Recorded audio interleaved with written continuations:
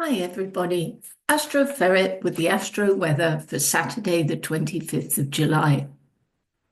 As Neptune sextiles Pluto early today, another element of that important Barbo's basket configuration comes to exactitude. But when slow-moving planets interact, it's actually a really long process. This sextile has been forming and active for most of our lives, and it'll be influential for at least another decade.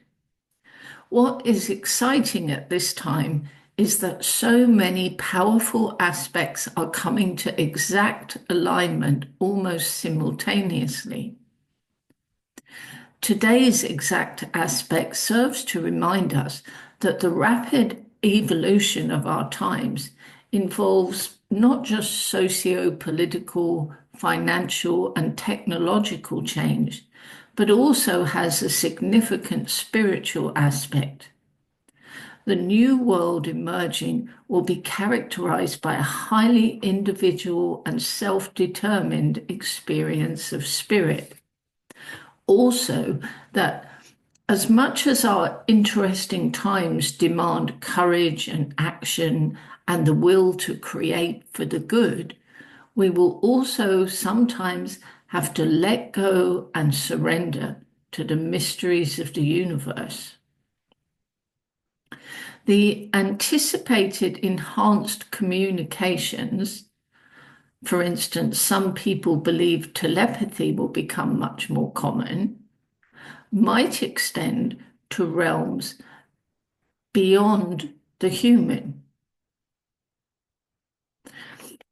Back on terra firma, Moon in Sagittarius, then trines Saturn in Aries. This is a dream combination. Aries and Sagittarius have the fire of ambition, both of them. And Saggy Moon has great belief and optimism. And Saturn brings in the realism that risks have to be calculated and that the grand idea has to be backed up by consistent hard work. It's a balance of energies that's a classic recipe for success. So harness this energy for your projects today. Venus in Virgo challenges Saggy Moon with a demand for the details of any activity we're involved in. Saggy Moon has much more of a big picture outlook and finds this all a bit tedious. Venus in Virgo wants records, accounts, and accountability, but it does also seek a harmonious communication on issues arising. The question is, will a very hyper Sagittarius moon play ball? Sagittarius moon is still out of bounds, inclined to be unpredictable and to have extreme reactions. Couple this with an opposition to Mars, and we have a strong potential for conflict, globally and personally. We will be lucky if Mars in Gemini confines itself to a war of words. This conflict has not just come out of nowhere. At the same time as the Mars opposition, Moon is conjunct to Black Moon Lilith. Black Moon Lilith isn't a planetary body, but a hypothetical point in space that corresponds to the astronomical lunar apogee.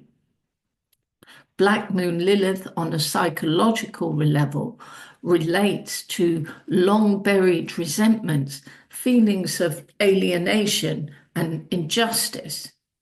Triggering this point has the potential to release a deep, chthonic, uncontrollable rage. With luck, a fairly close trine to Pallas Athena, the warrior goddess asteroid, connected to cool, intelligent assessment of situations and careful strategizing with the aim to prevent conflict, will have some influence. And Venus in Virgo, which squares Mars as well as the Moon, appeals for calm and practicality. So, forewarned, we can embrace Pallas Athena and Venus in Virgo attitudes if conflict arises before things escalate destructively. Won't necessarily be easy, though. I hope you have a brilliant day, everyone. Thank you for listening. See you tomorrow.